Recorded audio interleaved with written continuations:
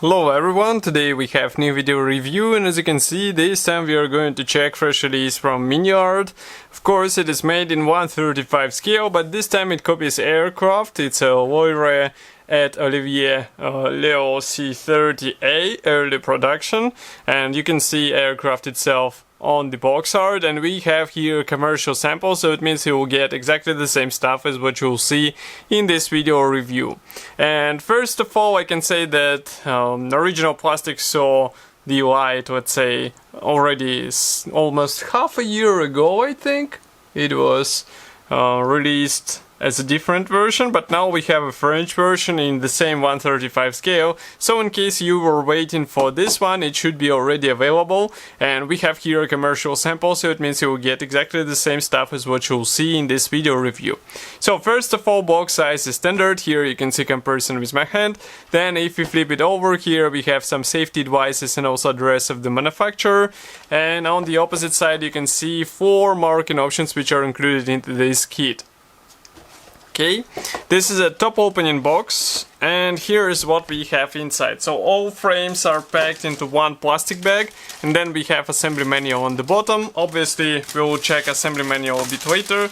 First of all, we are going to open this plastic bag and take a look at all parts.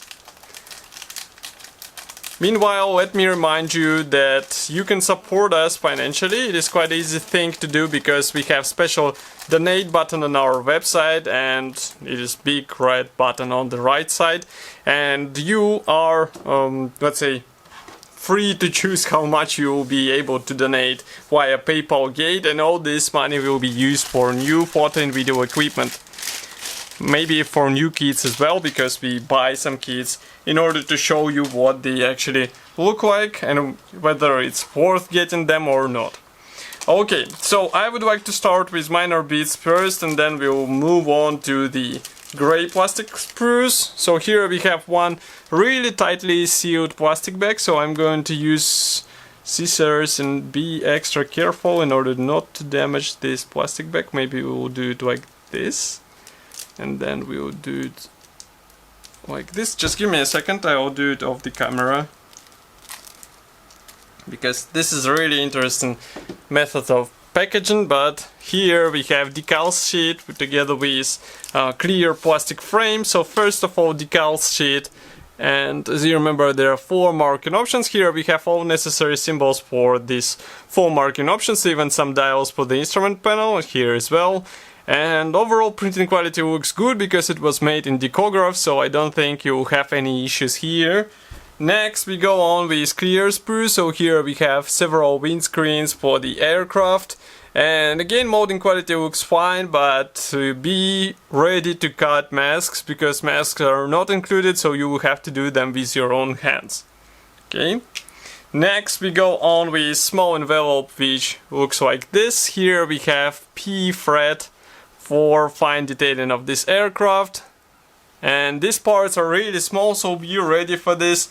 It will require some special tools because otherwise it will be really tricky to get them into the right spot and especially fix them with say glue. Okay, and next we start with gray plastic sprues. So here we have the first one. This one is dedicated to landing gear wheels, obviously. So each wheel should be glued out of several parts, and if you flip it over, here you can see that we have this specialized tab which will help you with proper alignment of these 2 halves together. Okay.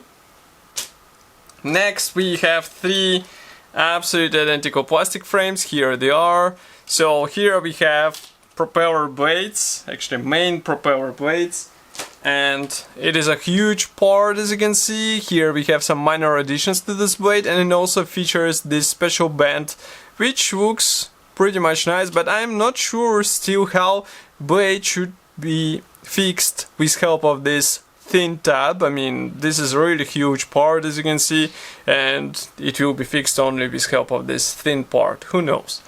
Okay.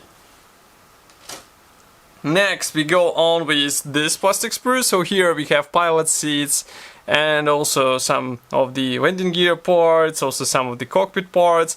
Everything looks fine. I mean, even the thinnest parts are molded without any extra flash or molding damage, but you will have to be careful, for example, with such thin parts, because it might be easy to break them and then it will be really difficult to fix them.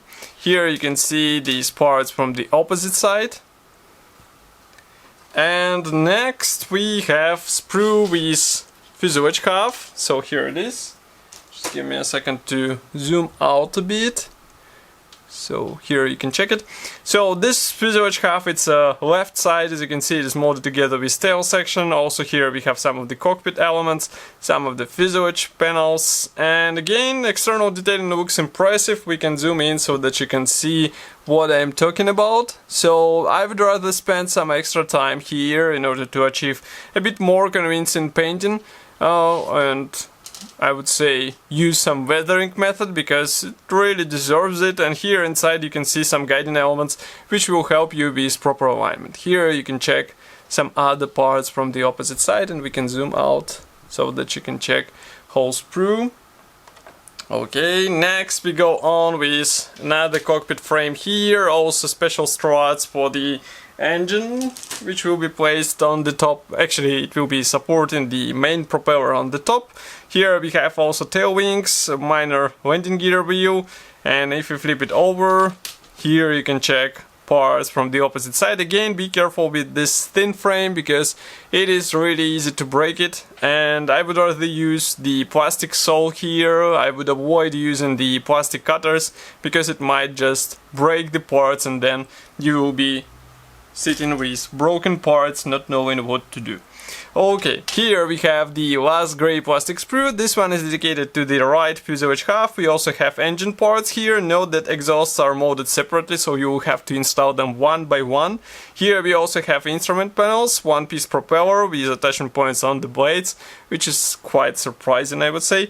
And again, external detailing looks completely fine. We can zoom in a bit more so that you can see these engine parts, for example, here. And engine will be visible on this model, so spend some time with painting and weathering this part, because I mean, it's really detailed out of the box, so it really deserves some additional attention. And here you can see what we have in the cockpit area.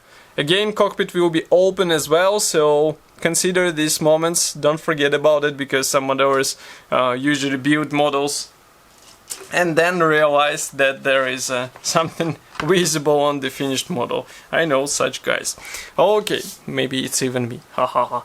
Okay, so here we have assembly manual. So as you can see, it is a typical Miniart brochure, and it is printed in color. It is quite large. We have here a short list of the features. So it's written here, door can be closed or open. Which door, I am not sure, but we will see. Here we have first marking option, so it comes from Belgium, May 1940.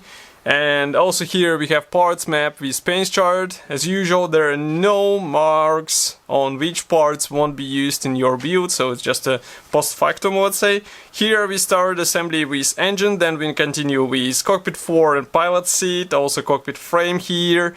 We assemble all this stuff together, so it will be a separate sub-assembly which will be then enclosed between fuselage halves. And here you can see this door, which can be placed in open or closed position, so you can expose more of the cockpit, which might be handy in case you would like to show some fine detailing in your aircraft. Here we continue with these top struts, which will be placed right on the top. And of course assemble the tail landing gear wheel together with leg. Here we assemble some tail surfaces. Then you work on the nose propeller. You install also the landing gear struts and wheels from both sides, and here you work on the main propeller. So that's what I am not understanding yet, how these parts will be holding in place with such thin attachments. So be careful, think through how to get it in the more or less rigid hold, let's say. Here we have another aircraft. It's from French Naval Aviation 1940.